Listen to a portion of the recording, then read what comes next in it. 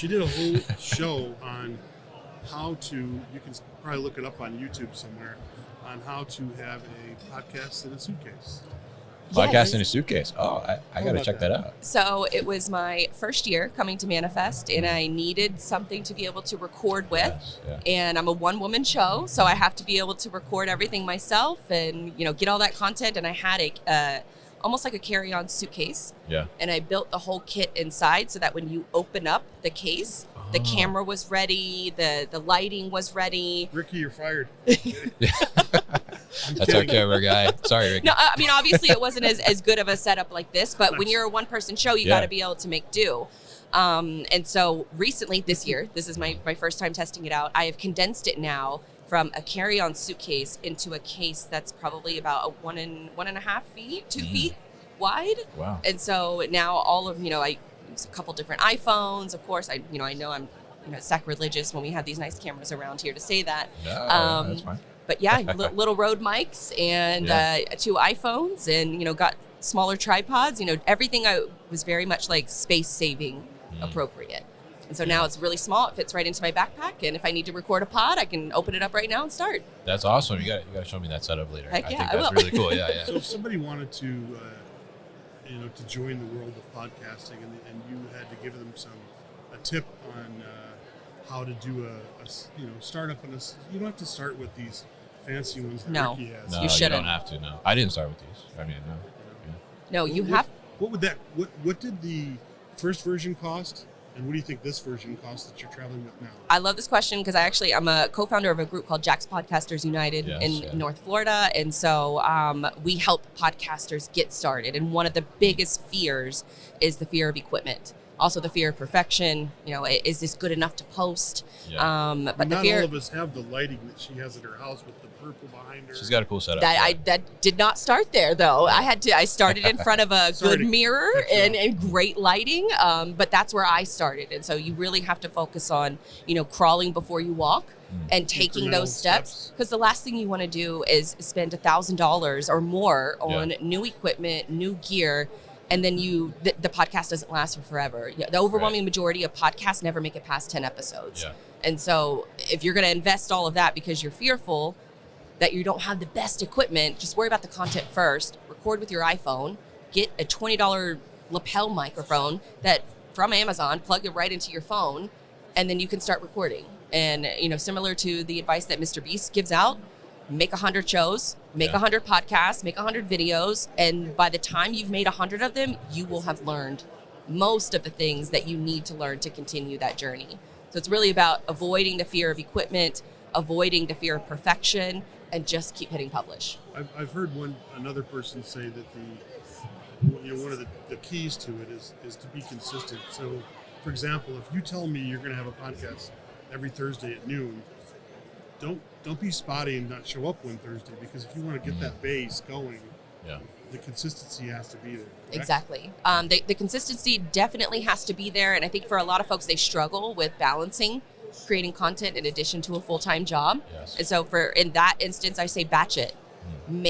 Set aside a couple days, maybe a weekend, and you can batch all of your content. The first couple that you record are going to be a little all over the place. But then by the time that a couple hours go by, you have hopefully several hours of content that you can then spread out over a long period of time. So you're not overwhelming yourself in addition to your daily responsibilities that you have to do to, put food on the table. Yeah. And the reps give you as more reps are done, your comfort level goes up. And I'll give you an example.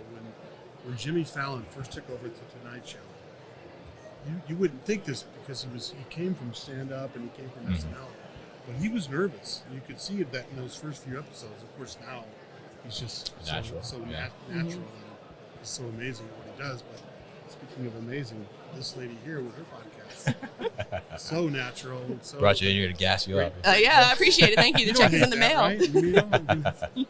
We're here to support each other. Yeah. And I just like to recognize women in logistics, women in transportation, women in trucking, and try to promote as much as I can, because I think there's so many people like you and Sarah and different people are doing such great things. Marina was on earlier. Love her. I mean, I just love all you guys. So I appreciate it. Thank you so much. I want you guys to know you have the support of crazy guys like me. Heck yeah. Well, I mean, obviously we appreciate it because and I think that's what for a lot of podcasters and creators in this space, they think they're going to get the viral views. They think they're going to, get 100,000 subscribers. We're not all truck and hustle, you're Kevin Rutherford. These are some of the greats that already have these huge followings, these huge channels, but they've been doing it for years. Yeah. And so for a lot of folks, just, avoiding getting the early frustrations when you're not getting the views and just knowing that a single view on logistics content is significantly more valuable than, say, a view on, a sports or entertainment feature. Right. We're all in supply and demand. And right now, with a lot of the views that are coming to different podcasters, those views are worth considerably more than, say, a traditional like YouTuber or, some of these other channels. Targeted. Yes, because these are thought leaders. These are people in buying decisions. And so knowing that that's your content is reaching there, don't get discouraged from the lack of, virality.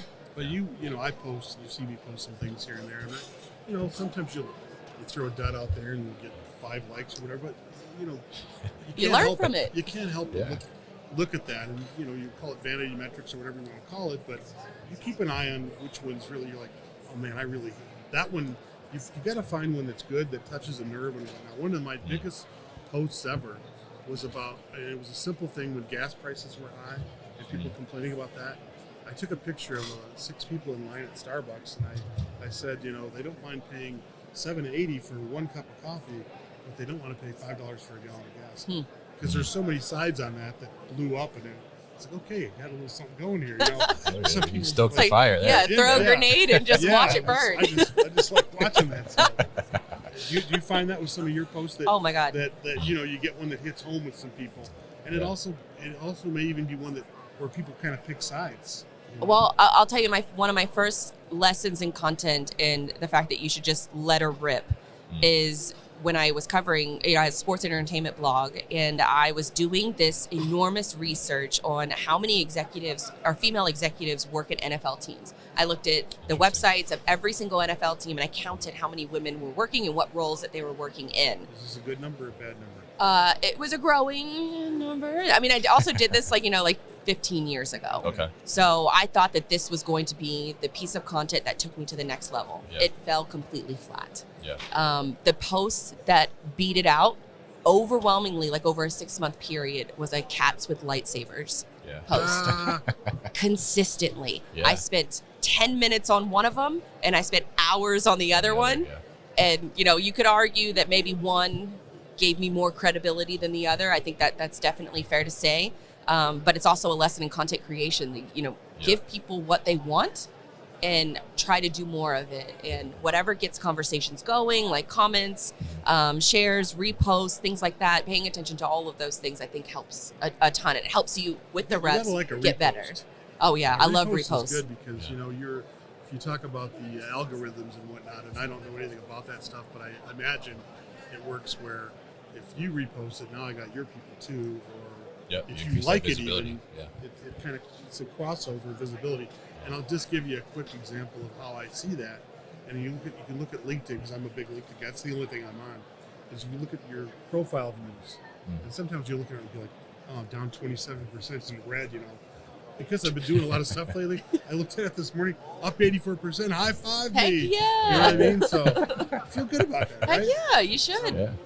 Yeah, definitely. I mean, I think it's such a great point there, Blythe. I mean, you just have to do it. Yeah. I mean, you just have to start. I mean, with the podcast too, like, same thing when I started. I'm like, I have no idea what the hell I'm doing here. But you just start, and over time you learn and you get better and you progress and you realize, is this really for me? And I think that's such a great point too, that you said that, so many podcasts just die after 10 episodes. I think I heard a stat recently that there's like 3 million podcasts out there, but there's only like 1.3 million that are actually active.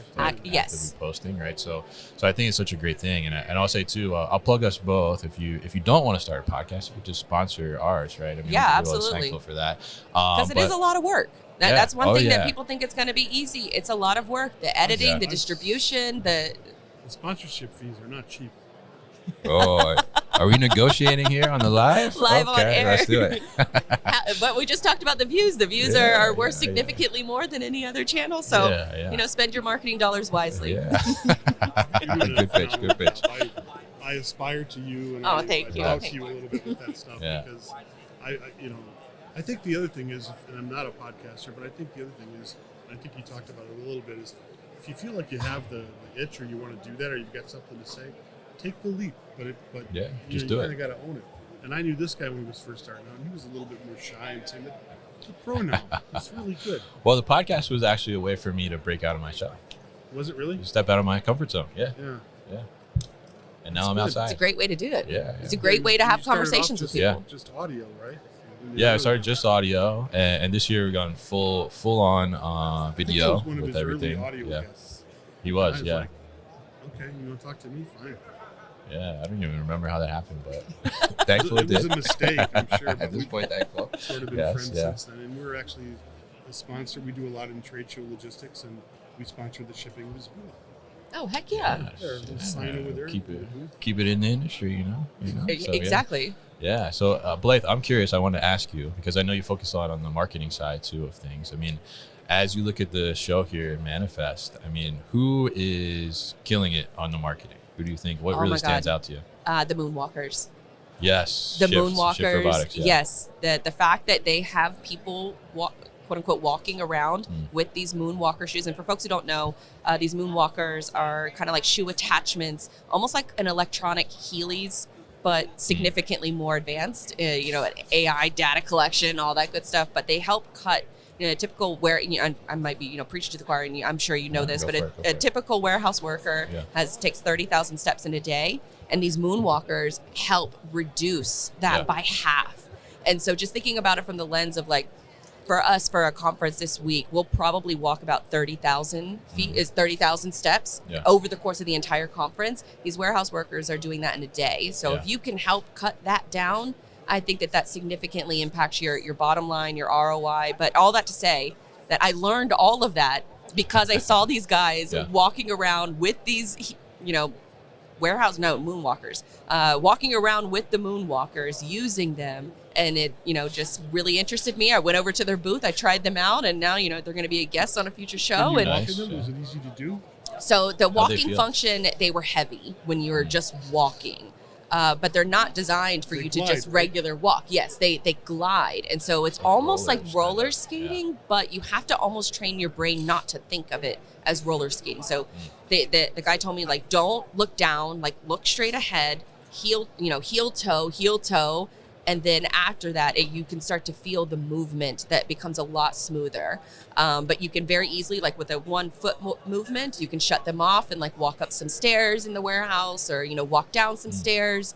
So there's lots of, use cases for it. But apparently they've done such a good job, like Orange County Convention Center in Orlando, I think is the second largest convention center in the United States. And so their employees have started using them to, help out with the conference room floor. I mean, we know these places are massive. So if you think about it, the warehousing, you came out of warehousing, and I came out of warehousing and started my first job was driving a forklift. So you know that you're not walking on carpet with cushion when you're on a warehouse. Oh no. It's you might be Killed wearing my Adidas with cement. You know what I mean? That cement is pounding. Yeah. It's not very forgiving. So that can probably save some, I would say, longevity of careers. Yes. Yeah, absolutely. Less knee injuries maybe, or more productive. Yeah. My foot is actually wider from working in warehouses for so long. Really? Yeah. Like I have some sneakers I try to put on, like too narrow now, but I'm still the same size. Yeah. I feel like you gotta go try these out. Then you're. I like do want to try them out. Yeah. This afternoon case. I'm gonna try and get over there. Did you do a definitely. post on that earlier? No, not yet. Not yet. So It's in my mind. It's in the You guys content bucket up here. you guys will both be doing a post on that. Yeah. I mean, but I agree with you. I mean, it's certainly like a standout thing because even they're just going up and down the halls and you just see it catches your attention. I mean, I guess in that regard too, I mean, what would you say for people for future trade shows and things like that? I mean, how can people really stand out from a marketing perspective and get the most out of being at a trade show, whether they have a booth or don't have a booth? I am actually a big fan of what I've been, obviously like what you're doing here with having the booth space where the guests come to you. Another creative approach is over at the Zell Logistics booth, where they basically cut their booth that they bought, a certain amount of booth space. They cut it in half, and one half is for, a traditional booth space, and then the other half is for podcasters. So they set it up and, invited a bunch of folks to come and record content. And Samantha did some over there, right? Yeah, so they've been booked solid for all of the yesterday and today, so Tuesday and Wednesday of the show, and now they have influencers, content creators that are coming to their booth. That brings in other people, that brings in other eyeballs. So I think getting the creative approach is really smart.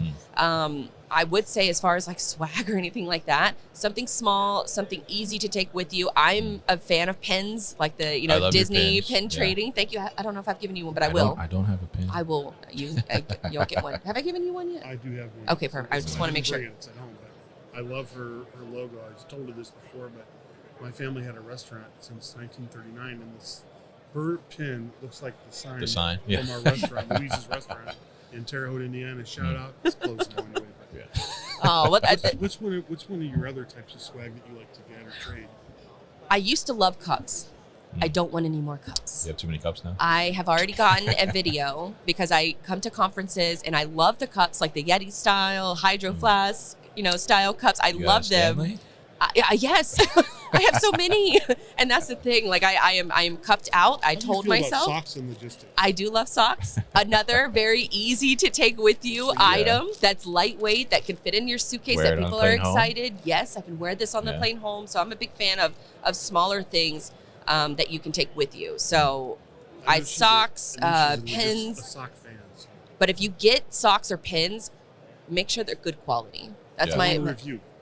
Okay, gotcha. I will review them later, because I've gotten a couple pins at the show. I've started to see other businesses make them, but they're going cheap. They're getting, they're getting the bad pins. You got to get a good pin, because then people will wear it. They'll put it on their badge. They'll put it on their lanyard. Yeah. I've seen people take my pen to several conferences, that's free marketing. It cost me $2 to have that pen printed. Yeah. So I like thinking a little bit, outside of the box, instead of like a lot of the flashy swag. T-shirts, cups, things like that. Everybody has those. And you know what happens is they get donated, and they go right into the donation pile eventually. Yeah, or they just get trashed. Oh, when I was working for a freight forwarder, actually, this is when we worked for GS, we continually had cups that would just go missing from the place. So one time we did an announcement and said, everybody bring in your spare cups.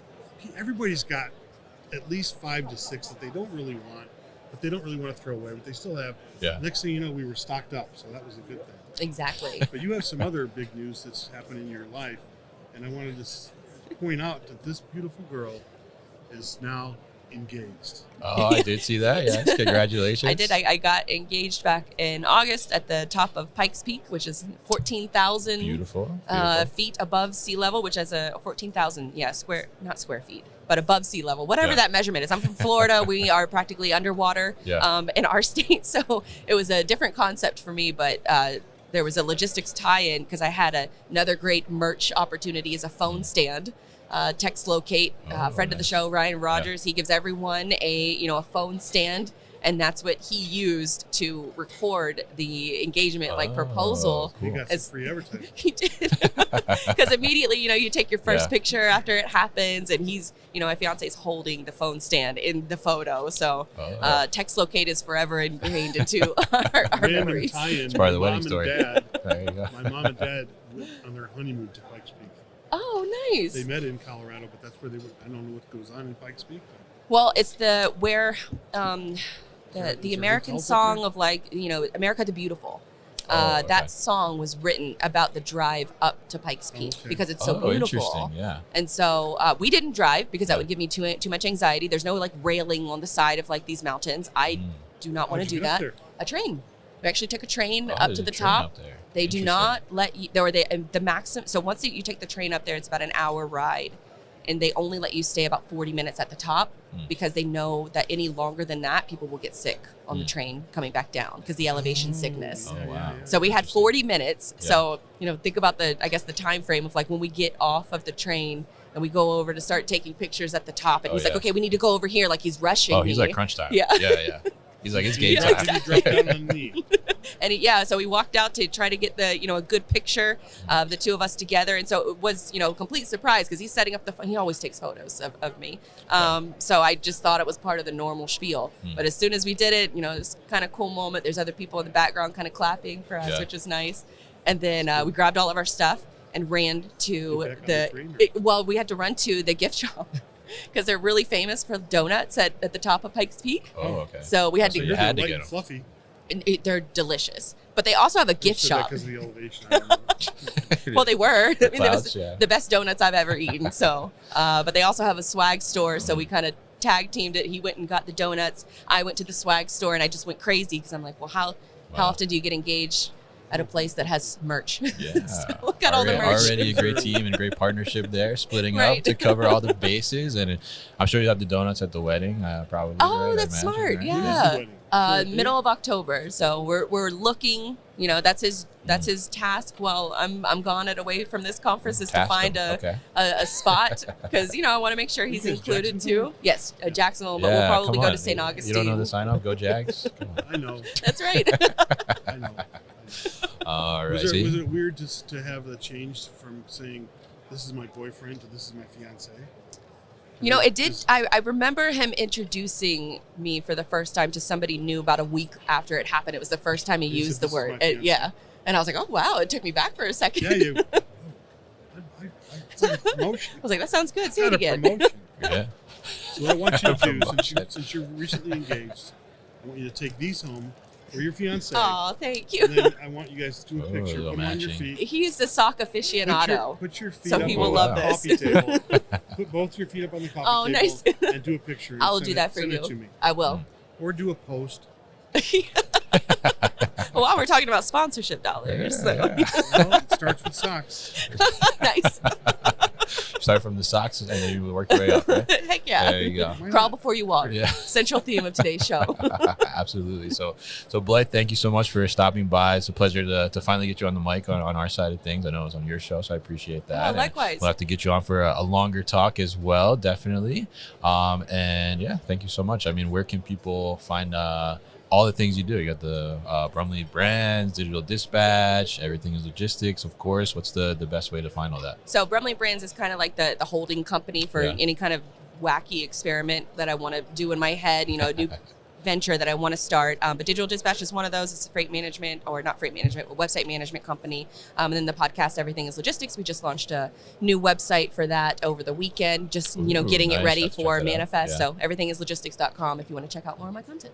Awesome. And we'll definitely share all that stuff. And we love what Blythe does. We appreciate her podcast as well in the space. So thank you so much for stopping by. Absolutely. Thank you. And I'm going to go grab a pin for you guys. So we can kind of merch trade. Pin us up. Nice. Thank you. All right. Thank you very much, Blythe.